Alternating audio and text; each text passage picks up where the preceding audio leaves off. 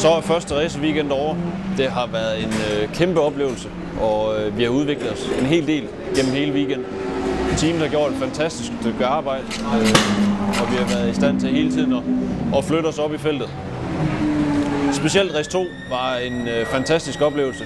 Vi pitede på det helt rigtige tidspunkt i den første safety car periode.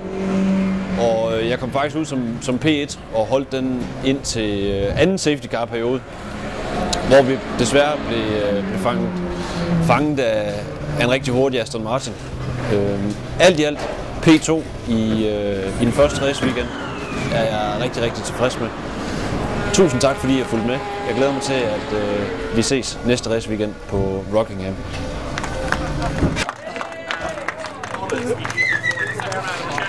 never go down and that's Sharma.